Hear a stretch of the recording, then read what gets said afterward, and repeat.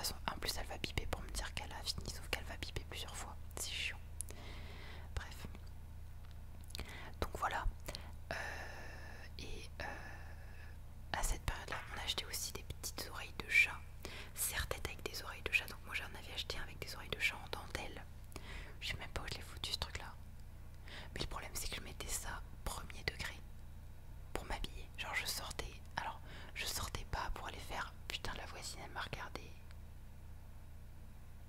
J'ai tiré le rideau parce que la voisine je suis sûre qu'elle m'a vu à travers le brise-vue là. Mais j'assume pas de faire de l'ASMR. Enfin c'est même pas un rideau en plus que j'ai, c'est pas un rideau brise-vue aussi. Non je sais plus comment ça s'appelle, mais enfin c'est blanc transparent donc littéralement ça ne sert à rien. Mais bon bref.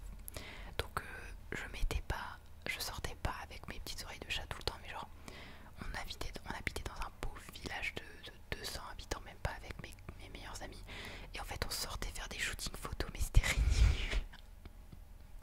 Mais on était fin heureuse, alors c'est le plus important. Donc ensuite il y avait aussi toute une façon de parler, il y avait un dialecte.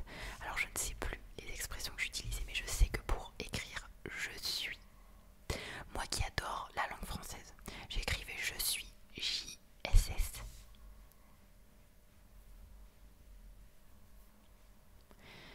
C'est pas très long comme mot, je suis.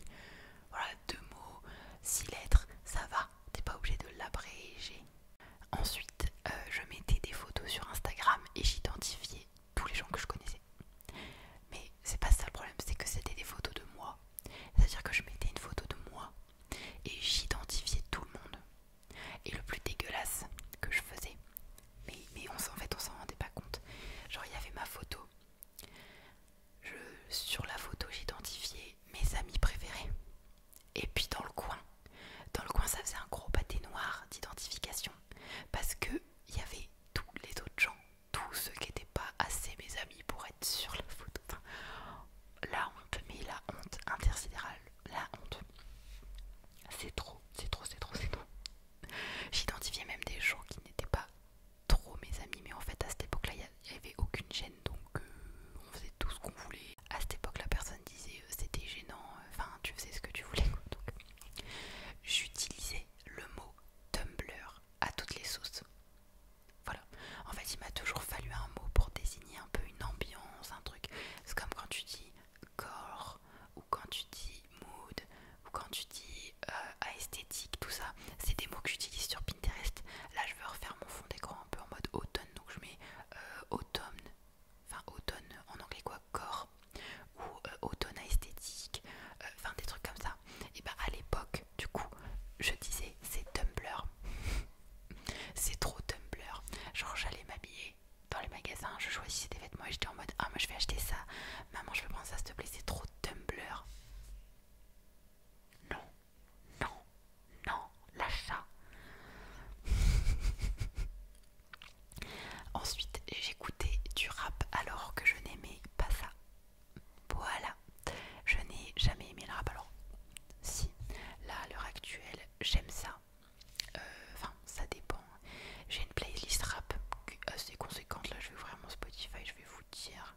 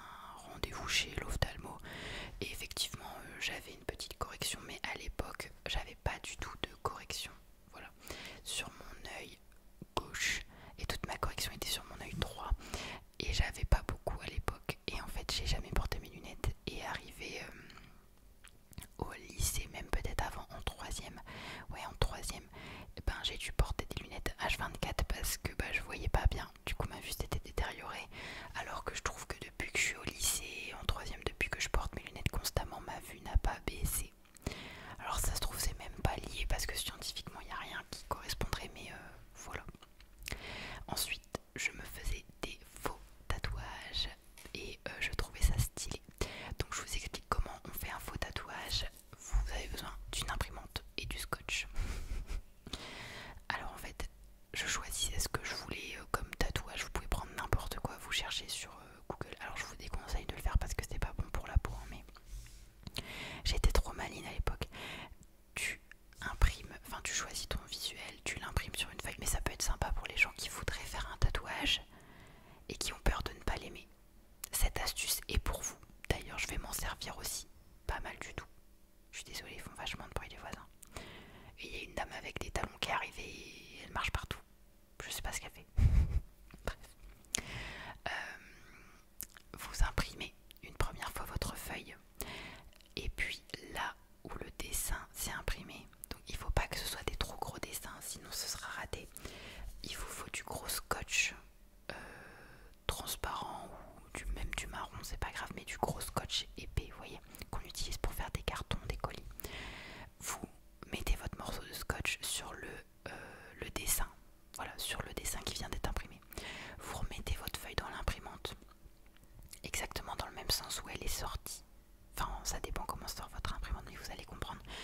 Pour que, en gros, l'imprimante, eh bien, elle puisse réimprimer le même dessin au même endroit, mais du coup, ce sera sur le scotch.